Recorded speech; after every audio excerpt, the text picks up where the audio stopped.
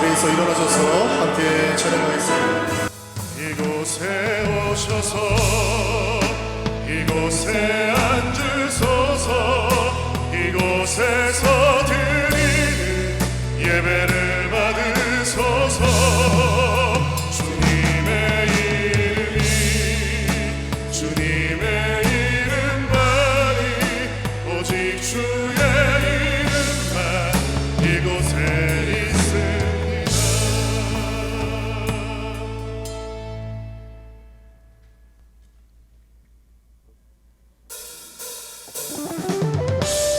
종려주일 예배 오신 여러분 주님의 이름으로 환영합니다. 우리 유일한 소망 되시는 예수님을 힘차게 박수치며 찬양하기를 원합니다. 슬픈 마음이 있을 때에도 어떠한 때라도 우리 유일한 소망 되시는 예수 그리스도의 이름을 함께 힘차게 찬양하겠습니다. 슬픈 마음 있는 사람, 슬픈 마음 있는 사람, 예수 이름 믿으면 영원토록 변함없는 기쁜 마음은 2절로 고백합니다. 거룩하신 주의 이 너의 방패 삼으라. 너의 방패 삼으라. 환난 시험 당할 때에 주께 기도드려. 예수의 이름은 세상의 소망이요. 예수의 이름은 천국의 기쁨일세.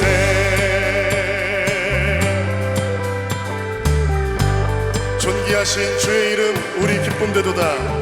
존귀하신 주의 이름 우리 기쁨되도다.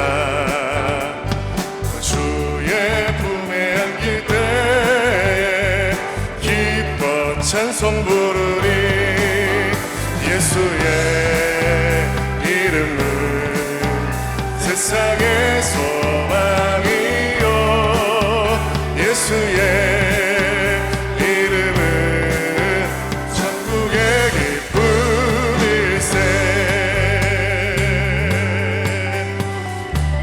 4절로 같이 고백합니다. 우리 갈 길 다간 후에 우리 갈 길 다간 후에 보좌 앞에 나간 왕의 왕께 경배하 면류관을 드리니. 예수의 이름은 세상의 소망이요. 예수의 이름은 천국의 기쁨일세. 예수의 이름은 세상의 소망이요. 예수의 이름은 천국의 우리 한 번 더 선포합니다. 예수의 이름은 세상의 소망이요.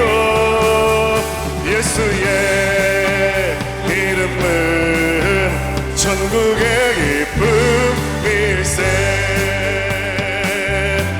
예수 열방의 소망. 예수 열방의 소망.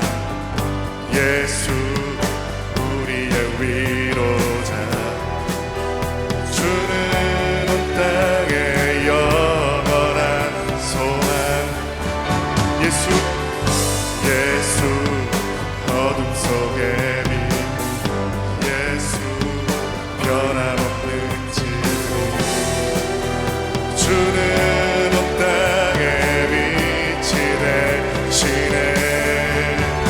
우리 위해 죽으시고 다시 사신 생명의 주. 주님만이 소망이요. 변함없는 반석이라. 주님만이 온 세상을 비추시네. 또 죽음에서 부활하신 우리 구주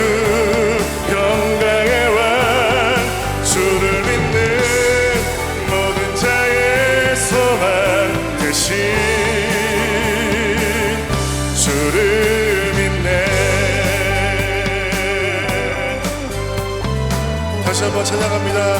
예수 열방의 소망, 예수 열방의 소망, 예수 우리의 위로자, 주는 온 땅의 영원한 소망, 예수 어둠 속의 빛, 예수 변함없는 진리, 주는 온 땅의 빛이 되시네. 우리 위해 죽으시고 우리 위해 죽으시고 다시 사신 생명의 주, 주님만이 주님만이 소망이요 변함없는 반석이라, 주님만이 온 세상을 비추시네. 또 죽음에서 부활하신 우리 구주 평강의 왕, 주를 믿는 모든 자의 소망 되신 주님만이 소망이요, 주님만이 소망이요 변함없는 반석이라, 주님만이 온 세상을 비추시네.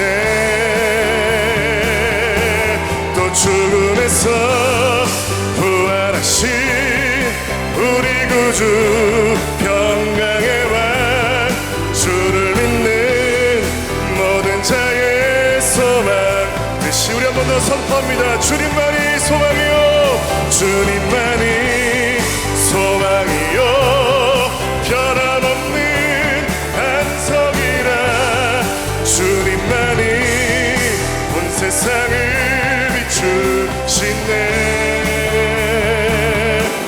또 죽음에서 부활하신 우리 구주 평강의 왕, 주를 믿는 모든 자의 소망 되신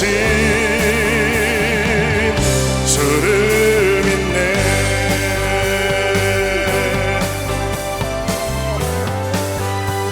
주를 믿네, 주를 믿네. 우리 유일한 소망 되신 예수님께 감사와 영광의 박수 올려드리겠습니다. 할렐루야. 아멘. 아멘. 자리에 다 앉으셔서 우리 찬양하도록 하겠습니다.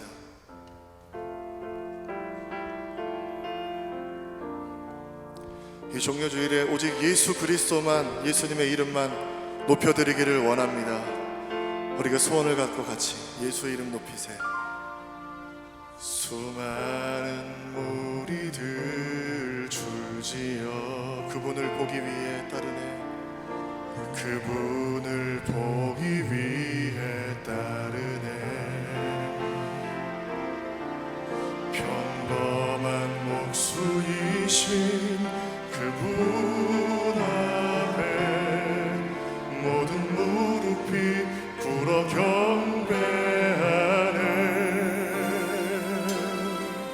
모든 문제들 하나하나 죽음까지도 힘을 잃고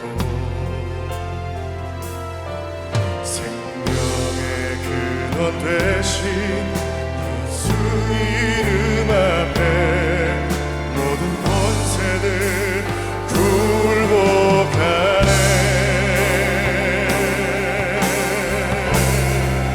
예수 이름 높이세, 예수 이름 높이세. 능력의 그 이름, 예수 이름 높이세. 구원의 그 이름, 예수 이름을 부르는 자, 예수 이름을 믿는 자. 예수 이름 앞에, 예수 이름 앞에 나오는 자 복이 있도다. 이절로 고백합니다. 나의 계획이 실패하고 나의 소망이 끊어질 때 나의 소망이 끊어질 때 삶의 주관자 되신 그분 앞에 나의 무릎을 꿇어 경배하네. 나의 삶을 그분께 맡길 때 비로소 나의 마음 평안해. 아멘. 구원의 반석 되신 예수의 이름을 소리 높여 찬송하네. 예수 이름 높이세. 예수 이름 높이세. 능력의 그 이름 예수 이름 높이세.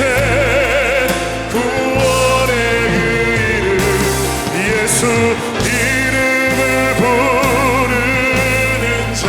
예수 이름을 믿는 자. 예수 이름을 믿는 자. 예수 이름 앞에 예수 이름 앞에 나오는 자 복이 있도다. 우리 한 번 더 선포합니다. 예수 이름 높이세. 예수 이름 높이 능력의 그 이름 능력의 그 예수 이름 예수 이름 높이세. 구원의 그 이름 예수 이름을 부르는 자. 예수 이름을 믿는 자. 예수 이름 앞에 예수 이름 앞에 나오는 자 복이 있다. 우리 한 번 더 선포합니다. 예수 이름 높이세. 예수 이름 높이세. 능력의 그 이름 예수 이름 높이세. 구원의 그 이름 예수 이름을 부르는 자. 예수 이름을 믿는 자. 예수 이름 앞에 예수 이름 앞에 나오는 자 복이 있도다. 같이 선포합니다. 호산나 다윗의 자손께. 호산나 다윗의 자손께. 호산나 불러 왕중의 왕. 높은 하늘에 영광을 예수 주시하네. 아멘. 호산나 다윗의 자손께. 호산나 다윗의 자손께. 호산나 불러 왕중의 왕. 높은 하늘에 영광을 예수 주 메시아는 예수 주. 우리 같이 마지막으로 한 번 더 주님의 이름을 높여드립니다. 호산나 호산나 다윗의 자손께. 호산나 불러 왕중의 왕. 높은 하늘에 영광을 예수 주 메시아네. 이 시간에 합심해서 기도하기를 원합니다. 기도할 때는 오늘 종려주일 우리의 삶에서 이 예배를 통해서 예수님만 높아지게 하여 주시고 예수님만 우리의 소망 되게 하시고 예수님만 우리의 능력이 되어지도록 주님 성령님 우리 마음에 충만하게 임하여 주무선하고 주님의 이름을 한번 부르고 합심해서 기도하겠습니다. 주여 하나님 오늘 이 주님을 통하여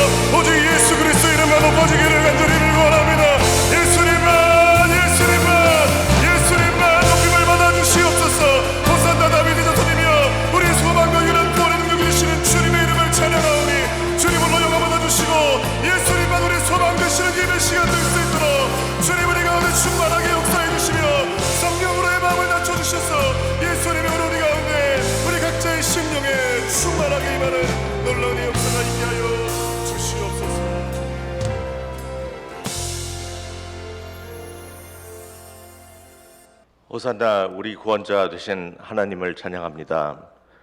만세전에 저희들을 택하시고 불러주시고 독생자를 아낌없이 내어주사 예수님의 십자가의 보혈로 우리 모두를 죄에서 구원하시고 자녀되는 권세를 허락하신 하나님 아버지 한 분만을 믿고 의지하며 이 시간 예배하며 찬양을 올려드립니다. 저희들의 예배가 향기로운 산제사로 주님께 연락되게 하시옵소서. 오늘은 예수님께서 인류를 구원하기 위하여 예루살렘에 입성하신 종료주일입니다. 저희 모두 호산나를 외치며 마음 문을 열고 주님을 마음껏 환영하게 하옵소서. 우리를 위하여 친히 십자가를 지시고 피 흘리시기까지 우리를 사랑하는 증거를 나타내시기 위해 겸손히 나귀를 타고 오신 슬픔과 고뇌의 예수님을 보게 하시옵소서. 하나님 아버지의 섭리를 따르기 위하여 땀방울이 핏방울 되기까지 기도하셨던 예수님, 때리는 자들에게 등을 맞으며 모욕과 침뱉음을 당하며 주님께서 채찍에 맞음으로 우리가 나음을 입으며 고통당하심으로 우리가 평화를 누리는 이 놀라운 십자가의 복음을 기억하게 하시옵소서. 주님의 고난을 깊이 새기고 살아가야 하는 저희가 인생의 거칠고 악한 환경 속에서 낙심하고 좌절하며 원망과 불평으로 영적으로 죽어있는 삶을 살고 있는 저희를 주님께 자복하고 회개합니다. 주님의 죽으심을 알고 자신의 전부였던 향유옥합을 깨뜨렸던 그 믿음을 이 시간 저희 모두에게 허락하여 주시옵소서. 나의 자아를 깨뜨려 오직 주님 한 분만으로 충만한 삶을 살아가게 하시옵고 아낌없이 나를 주님께 헌신의 도구로 내어드려 더욱 성령을 따라 새롭게 일하시는 하나님의 은혜를 이 사순절 고난주간에 저희 모두에게 내려주시옵소서. 특별히 내일부터 시작되는 고난주일 특별 새벽 예배 가운데 함께하여 주시옵고 한 주 동안 주님과 더욱 동행하며 기도로 주님의 고통에 동참하여 더 깊은 묵상으로 하나님의 음성을 듣는 고난주간이 되게 하시옵소서. 이번 특별 새벽 예배를 통해 저희 모두가 다시 한번 뜨거운 성령의 체험으로 말미암아 십자가의 도를 깨닫고 십자가로 예수님의 죽음 안에서 주님과 연합되고 또 부활로 말미암아 우리 모두는 그리스도를 위해 살아야 하는 새 생명 새로운 피조물로 우리의 자아의 중심이 변화되는 시간이 되게 하시옵소서. 여성은혜 동산을 은혜롭게 무사하게 마치심을 감사드립니다. 참여한 참가자와 섬김이 모두에게 성령의 인치심으로 안수하시며 영원한 양식으로 먹이시며 참 생명이 되시는 소망의 하나님의 인도하심으로 주님을 평생의 삶의 주인으로 모시고 구원의 기쁨을 나누며 영적 잔치에서 누렸던 기쁨을 잊지 않고 삶에서 흘려보내게 하시옵소서. 오늘 이 시간 주의 재단에서 하나님의 하실 것을 기대하기 때문이라는 주제로 하나님의 말씀을 선포하실 서준석 목사님을 주의 권능의 팔로 붙잡아 주시고 생명의 말씀을 저희 모두가 받아 하나님의 은혜와 사랑으로 또 한 주간 승리하며 살아낼 수 있는 결단의 시간이 되게 하시옵소서. 오늘 예배를 위해 열심으로 준비한 주영광 찬양대와 2부 찬양팀의 찬양을 올려드립니다. 각 대원들의 수고와 기도를 들어 축복하여 주시고 이 찬양이 저희 모두의 신앙의 고백이 되게 하시고 듣는 저희 모두에게는 하나님의 성령 부음의 역사가 일어나는 은혜를 내려 주시옵소서. 예배를 위해 수고하시는 목사님들과 보이지 않는 각 처소에서 봉사하시는 모든 손길에게 주님 친히 찾아가시어 축복하여 주시고 안수하여 주셔서 주 안에서 봉사와 헌신하는 기쁨을 누리게 하시고 사람이 알지 못하는 평안과 넘치는 기쁨을 누리게 하옵소서. 나를 위해 세상의 가장 낮은 곳으로 오신 아버지의 큰 사랑을 감사하며 언제나 우리를 보호하시는 자비로우신 예수 그리스도의 이름으로 기도드립니다. 아멘. 오늘 하나님께서 우리에게 주신 말씀은 이사야서 50장 4절로 9절의 말씀입니다. 구약성경 1030쪽에 기록되어 있는 이사야서 50장 4절로 9절까지의 말씀을 우리 한 목소리로 한 마음으로 우리 함께 봉독하겠습니다. 주 여호와께서 학자들의 혀를 내게 주사 나로 곤고한 자를 말로 어떻게 도와줄 줄을 알게 하시고 아침마다 깨우치시되 나의 귀를 깨우치사 학자들 같이 알아듣게 하시도다. 주 여호와께서 나의 귀를 여셨으므로 내가 거역하지도 아니하며 뒤로 물러가지도 아니하며 나를 때리는 자들에게 내 등을 맡기며 나의 수염을 뽑는 자들에게 나의 뺨을 맡기며 모욕과 침뱉음을 당하여도 내 얼굴을 가리지 아니하였느니라. 주 여호와께서 나를 도우심으로 내가 부끄러워하지 아니하고 내 얼굴을 부싯돌같이 굳게 하였으므로 내가 수치를 당하지 아니할 줄 아노라. 나를 의롭다 하시는 이가 가까이 계시니 나와 다툴 자가 누구냐? 나와 함께 설지어다. 나의 대적이 누구냐? 내게 가까이 나올지어다. 보라, 주 여호와께서 나를 도우시리니 나를 정죄할 자 누구냐? 보라, 그들은 다 옷과 같이 헤어지며 좀이 그들을 먹으리라. 아멘. 이는 살아계신 하나님의 말씀입니다.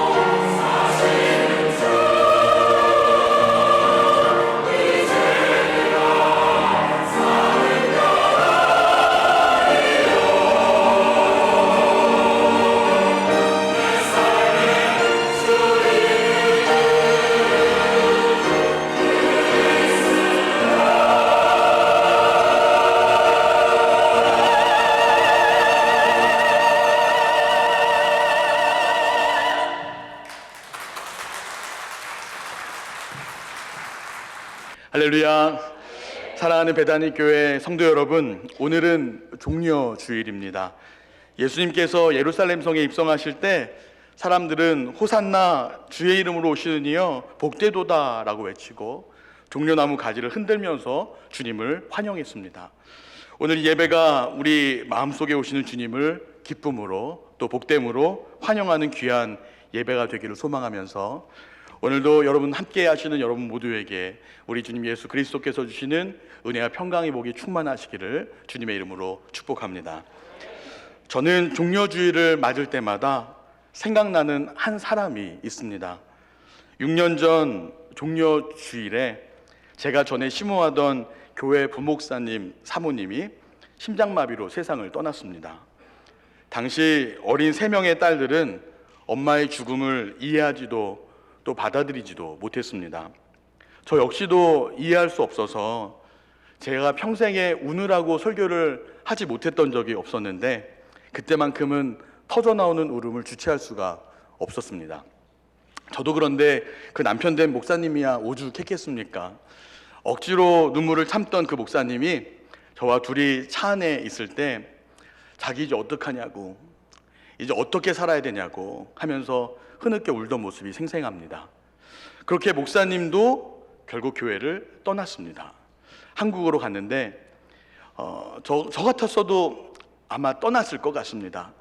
사실 사모님이 머물렀던 자리 하나하나마다 그분에게는 슬픔이고 아픔이었을 테니 말입니다. 그리고 쉽게 돌아오지 못할 거라고, 아니 안 돌아올 것 같다라는 생각을 했습니다. 그런데 시간이 지나고 그 목사님에게 이메일 한 통이 왔습니다. 목사님, 혹 제가 돌아가도 되겠습니까? 제가 그 자리로 돌아가도 되겠습니까? 라고 물었던 거예요. 그리고 그렇게 다시 함께 저와 사역을 하게 되었습니다. 그리고 제게 이런 말을 했습니다. 목사님, 여전히 받아들이기 힘들지만, 이해할 수도 없지만, 또 막막하지만 그래도 예수님이 자기를 이 자리로 부르시는 것 같다고, 이젠 하나님이 하실 것을 기대할 수밖에 없을 것 같다고, 이제 자기와 아이들을 책임지실 하나님을 믿기 때문에 돌아올 수 있었다라고 말이죠. 지금은 미국 교회에서 담임 목사님으로 잘 사역하고 계신 그 목사님을 보면서 저분은 목사이기 전에 정말 예수님을 사랑하는 사람이구나, 정말 하나님을 꼭 붙들고 살아가는 사람이구나, 정말 하나님이 하실 것을 기대하는 진짜 리얼 크리스찬이구나 라는 생각을 했습니다. 진짜 그리스도인으로 산다는 것, 사실 우리가 바라는 것이고 사실 누구나 그렇게 살아가고 싶어 합니다. 하지만 그렇지 못한 우리의 현실적인 모습이 너무나 많다는 것이 우리 모두의 솔직한 고백인 거죠. 그리고 사실 이것을 인정하는 것도 결코 쉬운 일은 아닙니다. 하지만 분명한 것은 누구나 그리스도 안에 있으면 새로운 피조물이지만 동시에 누구나 그리스도 밖으로 벗어나면 누구나 다시 예전의 그 모습으로 돌아갈 수 있다는 것입니다. 그래서 사도 바울은 나는 날마다 죽노라 라고 단언하면서 예수 그리스도를 닮기 위해 정말 매 순간 처절하게 노력하지 않을 수 없었던 것입니다.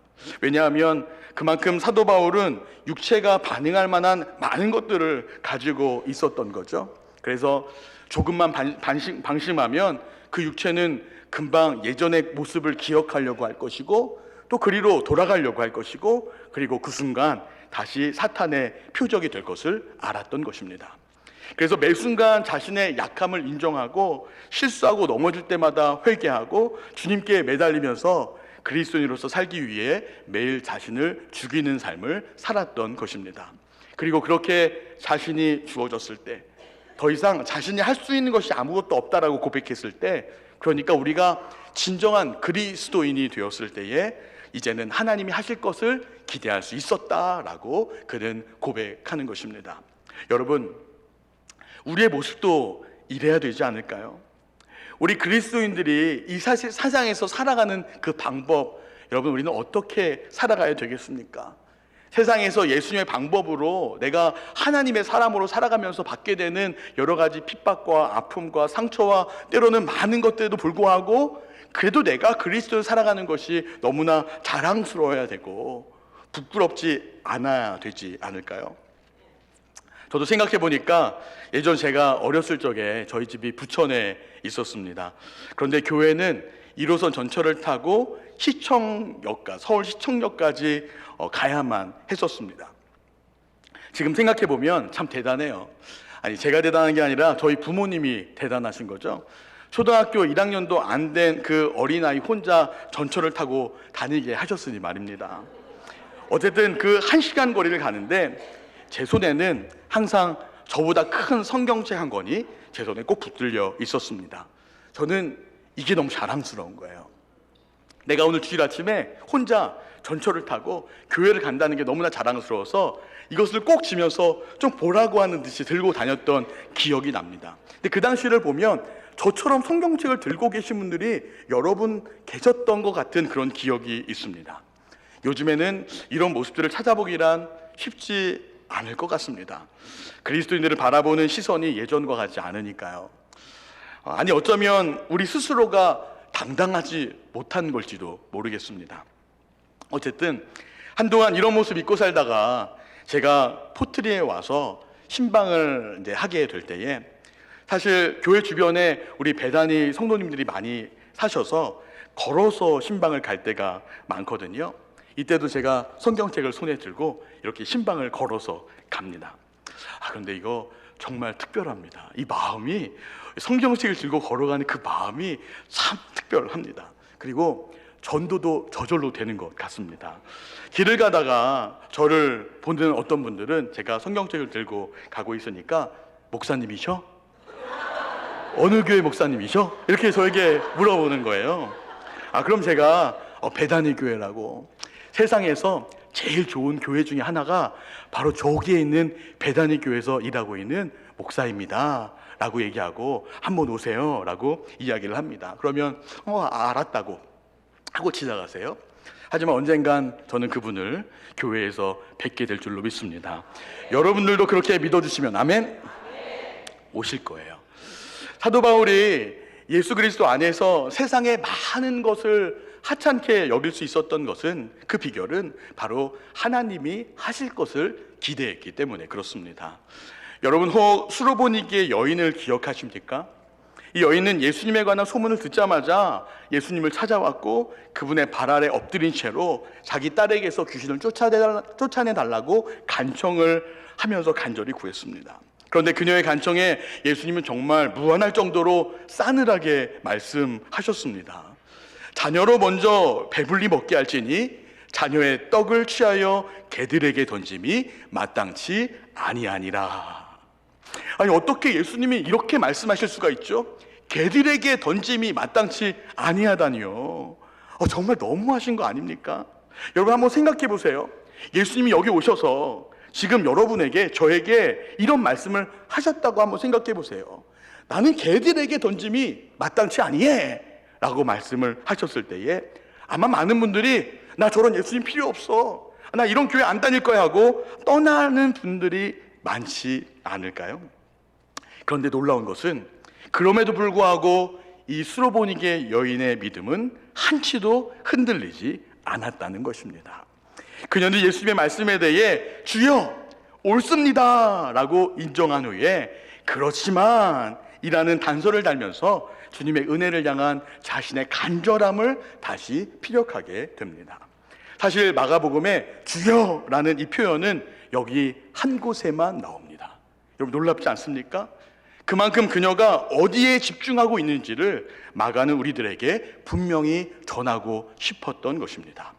지금 우리의 상황 때문에, 다른 어떤 문제 때문에 주님을 온전히 바라보지 못하고 있는 우리들에게 주님에게 시선을 고정한다는 것이, 주님에게 우리의 마음을 고정하고 있다는 것이 얼마나 중요한지를 알려주고자 했던 거죠.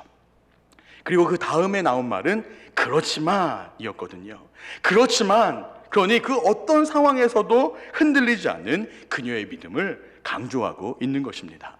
그러니까 그녀는 누가 보더라도 모멸감을 받을 만한 상황임에도 불구하고 하나님을 원망하고 외면해야만 되는 상황임에도 불구하고 주님이 하실 것을 기대했기 때문에 그녀의 모습은 흔들리지 않았다라는 것입니다.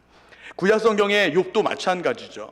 누가 보더라도 하나님을 원망하고 비난할 만한 상황 속에서, 그래서 그녀의 아내가 차라리 하나님을 원망하고 죽어버려라 라고 말할 정도의 상황 속에서도 여전히 그의 마음과 입술은 범죄하지 않았다라고 성경은 우리들에게 말씀하고 있으니까요. 그리고 결국 이들이 어떻게 되었느냐? 하나님이 그들의 삶을 책임지셨다. 하나님이 그들의 삶을 바꾸셨다라고 하는 겁니다. 예전에 국가의 탄생이라는 영화를 본 적이 있습니다. 이 영화는 본래 1915년에 개봉했던 영화였는데 제가 본 영화는 이 영화를 리메이크한 2016년에 개봉한 영화였습니다. 이 영화는 미국의 남북전쟁 시기를 배경으로 인종차별과 노예제도에 관한 이야기를 담고 있으면서 동시에 이 미국이라는 이 나라가 어떻게 탄생되었는지를 우리에게 말해주는 영화입니다. 그런데 1915년에 만든 영화와 2016년에 만든 영화는 그 보는 시각이 전혀 다릅니다.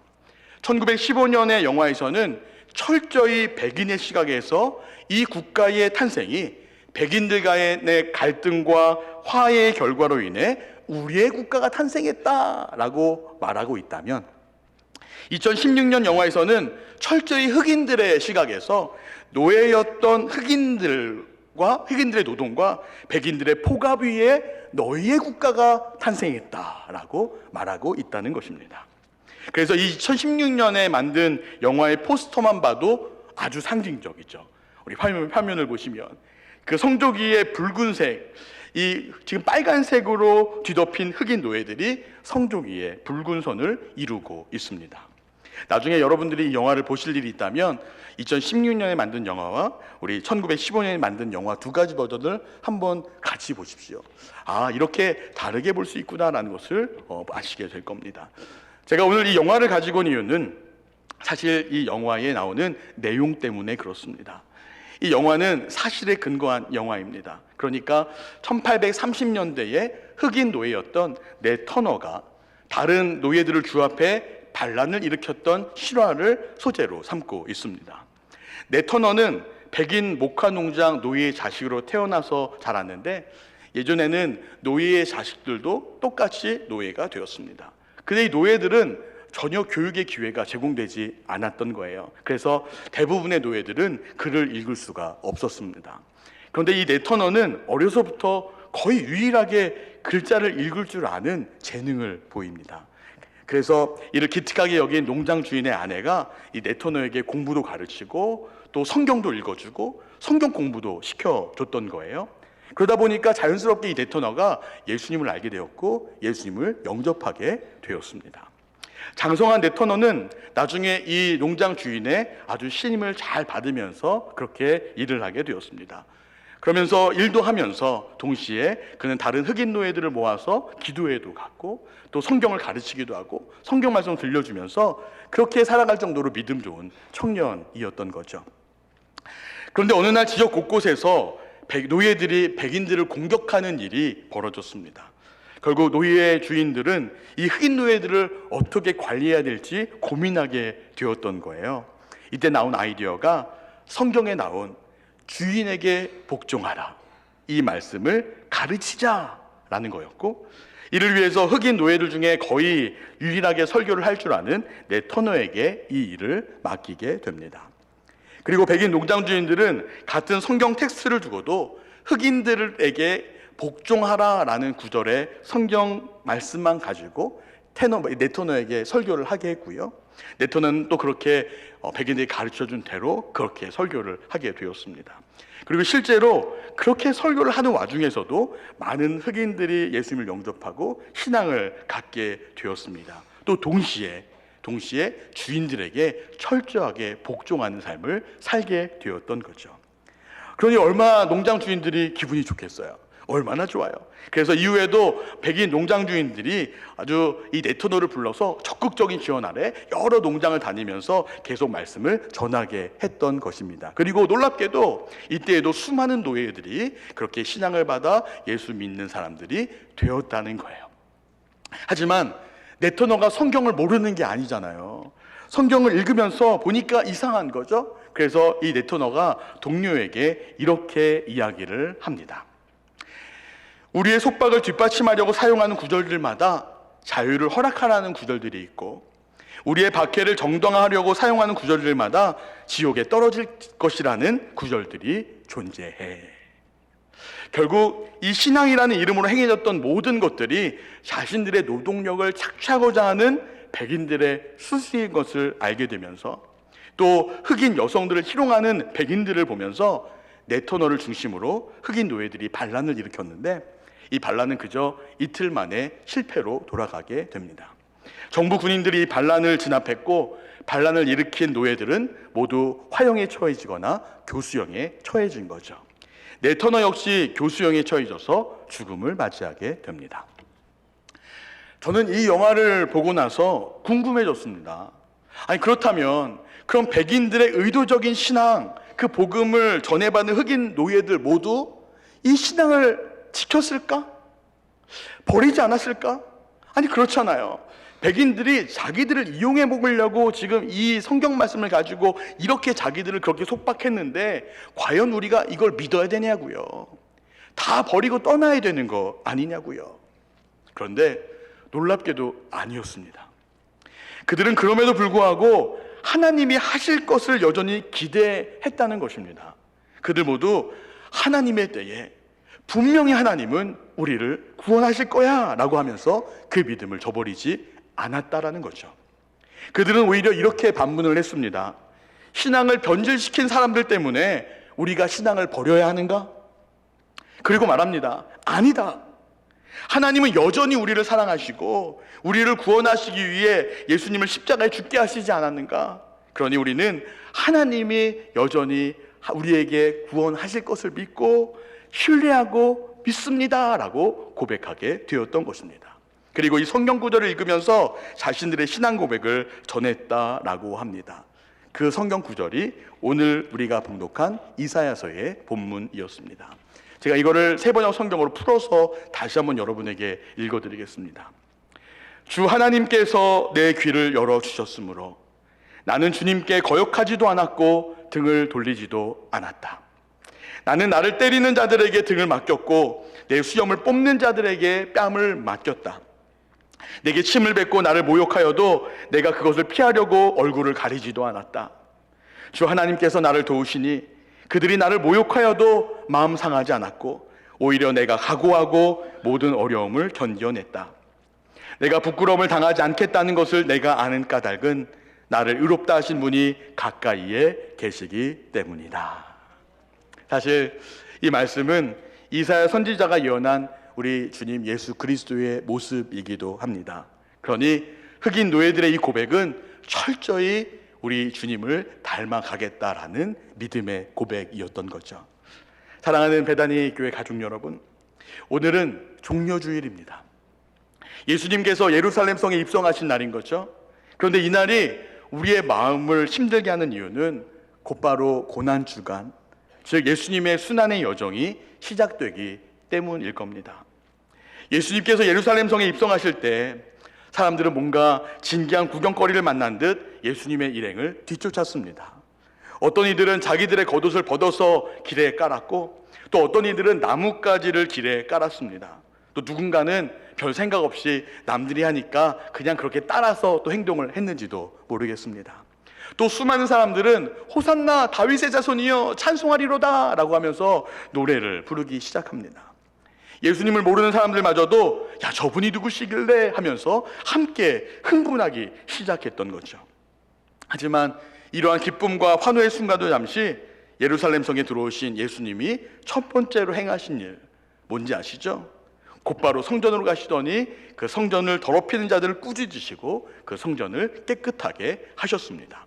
그리고 그 순간 예수님을 바라보던 수많은 시선들이 모두 적대적으로 변해갔고 급기야 예수님을 죽이려는 움직임도 감지되었습니다. 결국 마치 잘 짜여진 각본처럼 그렇게 성전 지도자들은 예수님을 체포했고 빌라도의 법정으로 넘겼습니다. 누가는 이 상황을 이렇게 우리에게 전합니다. 무리가 다 일어나 예수를 빌라도에게 끌고 가서 고발하여 이르되 우리가 이 사람을 보매 우리 백성을 미혹하고 가이사에게 바치는 것을 금하며 자칫 왕 그리스도라 하더이다. 여러분 보셨습니까? 사람들이 예수님을 빌라도에게 넘기면서 제시했던 그 제목 말입니다. 그들에 의하면 예수님은 백성을 미혹하는 자였고 황제에게 세금 바치는 것을 금하는 자였고 자칭 왕이요 그리스도라 하는 자였습니다. 그 어느 것 하나 진실된 것이 없었지만 사실 이 내용만 보자면 아주 그럴듯하지 않습니까?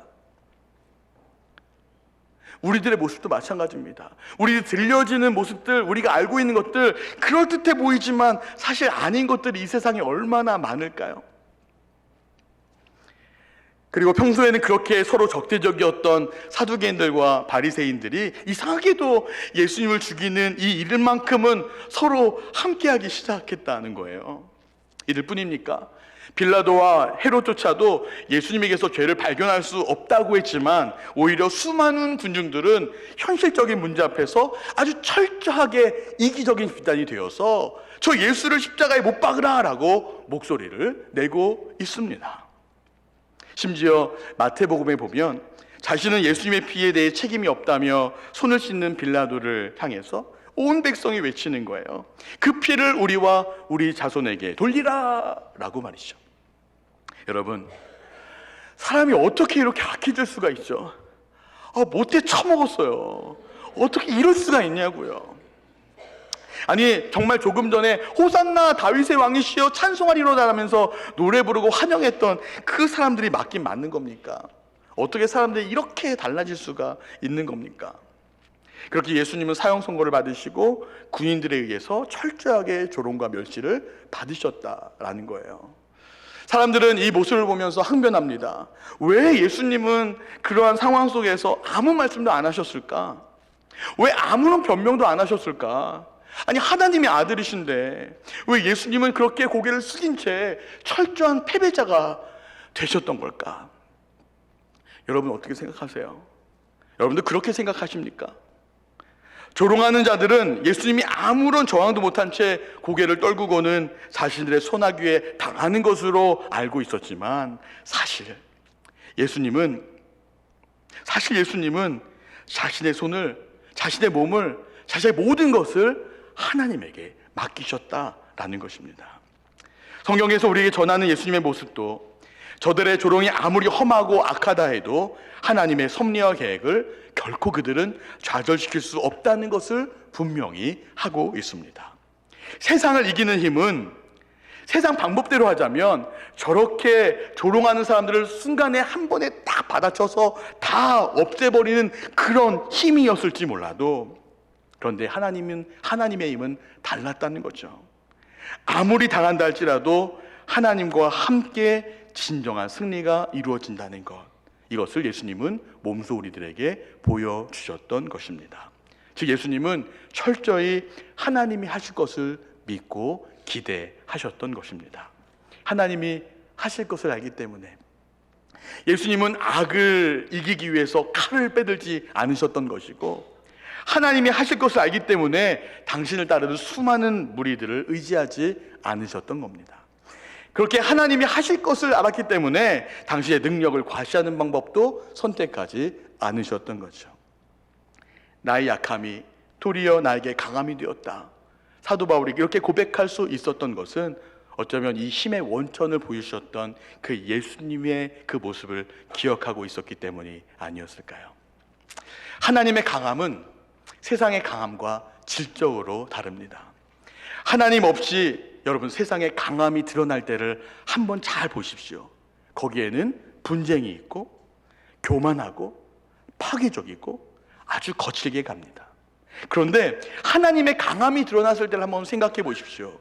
거기에는 평화가 있고 겸손하며 온유하고 생명이 있습니다. 정말 다르지 않습니까? 그리고 어느 누가 보더라도 하나님의 것을 선택하지 않으시겠어요? 그래요. 평화가 좋고 겸손이 좋고 온유도 좋고 생명도 좋습니다. 그러니 그런 왕을 맞아들일 때에 우리는 호산나 다윗의 자손이여 찬송하리로다 라고 외칠 수 있었던 거죠. 그런데 이것이 나의 현실적인 문제가 되었을 때 우리는 더 이상 이쪽 편을 선택하지 않더라라는 겁니다. 가진 거 더 움켜쥐려고 하고 교만해져서 나의 목소리와 힘을 드러내어 다투기 시작하더라라고 하는 거죠. 여러분들은 어떠십니까?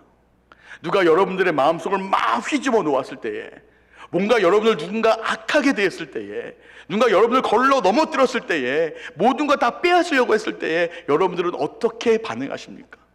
하나님의 방법으로요? 아니면 세상의 힘으로요? 사도 바울은 이 모습을 너무나 잘 알았던 것입니다.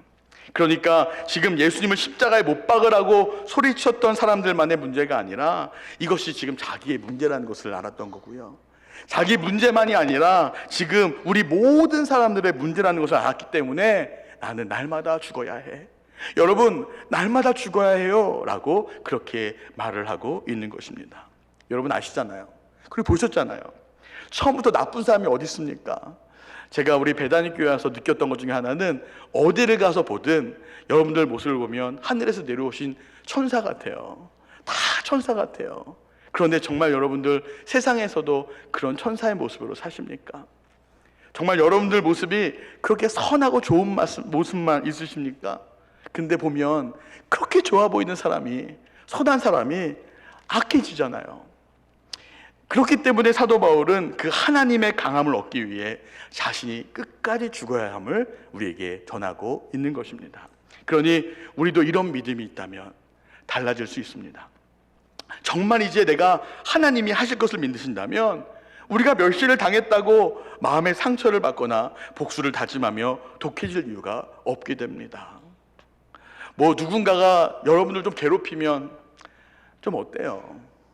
좀 여러분의 거 뺏어가면 좀 어때요? 뭐 잘 살겠지 뭐 우리의 마음이 아파도 뭐 어째요? 근데 우리는 어떻게 살아갑니까? 내 마음에 안 들면, 내가 원하는 대로 되지 않으면 하나님이 어디 있어요? 그냥 내가 원하는 대로 되기 위해서 수단과 방법을 가리지 않죠. 근데 겉으로는 마치 그리스도인인 척하면서 그렇게 말입니다. 흑인 노예들의 마음속에 그들이 억울하게 신앙을 받았다 할지라도 그들이 믿었던 것은 농장주인들이 잘못한 것일 뿐 하나님은 아니시라고. 결국 구원은 하나님께 속해 있으니 때가 되었을 때에 하나님이 구원하실 것을 믿었던 것입니다. 사랑하는 배단위 교회 성도 여러분, 우리는 그리스도인입니다. 예수님을 닮은 사람, 예수님을 닮아가는 사람, 바로 그 그리스도인 말입니다. 주님이 하셨던 것처럼, 그리고 주님이 하실 것을 기대하기 때문에 그렇게 우리도 주님 방법대로 사는 사람들입니다.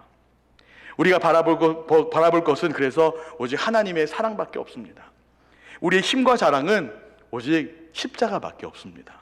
그래서 사도 바울도 이 십자가를 가리켜서 자신의 유일한 자랑이라고 고백했던 것입니다. 그리고 사도 바울은 이런 예수님의 마음을 품으라라고 말하죠.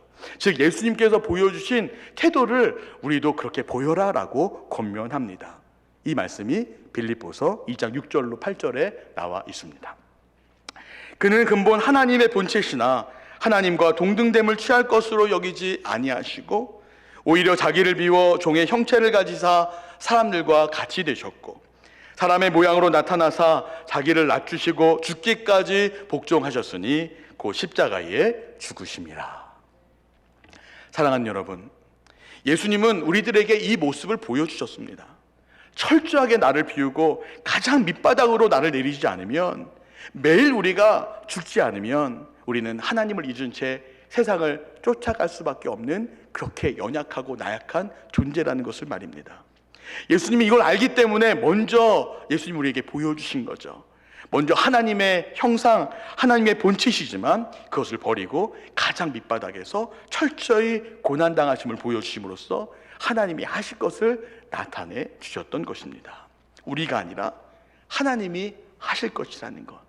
내가 지금 이렇게 핍박받고 눈물 나고 상처받고 억울한 일이 있어도 여러분, 우리가 예수 그리스도의 마음을 잃어버리지 않는 이유는 하나님이 그것을 기억하고 하나님이 하실 것을 믿기 때문에 그렇습니다. 세상에 나가서 억울한 일 당해도 여러분 변하지 마십시오. 예수 그리스도의 모습으로 살아갔을 때 우리는 하나님이 하실 것을 기대할 수 있습니다. 그러니 여러분, 우리 악해지지 맙시다. 못되게 굴지 맙시다. 우리 세상적으로 가지 말자고요. 이를 믿고 예수 그리스도의 마음을 품고 살아가 보는 거예요. 이번 고난주간 우리 예수님의 순환을 기억하시면서 또한 예수님의 마음을 품고 우리 한번 예수님의 언어로 말하고 예수님의 몸으로 행동하고 또 하나님이 하실 것을 기대하면서 함께 걸어가시는 저와 여러분 되시기를 주님의 이름으로 축원합니다. 기도하겠습니다. 사랑의 주님, 우리를 사랑하기 때문에 이 땅에 오셔서 그 사랑을 몸소 보여주셨습니다. 세상과 너무나 달랐지만, 그래서 우리가 알 수 없었지만 기꺼이 고통과 고난의 길을 걸으시고 십자가에 죽기까지 희생하심으로 그 사랑을 알게 하셨습니다. 주님, 우리의 마음이 세상을 향하지 않도록 철저히 주님을 바라볼 수 있도록 하나님이 하실 것을 기대할 수 있도록 매일매일 나를 낮추고 비우고 죽임으로써 주님 닮아가게 하여 주시옵소서. 예수 그리스도의 이름으로 기도하옵나이다. 아멘.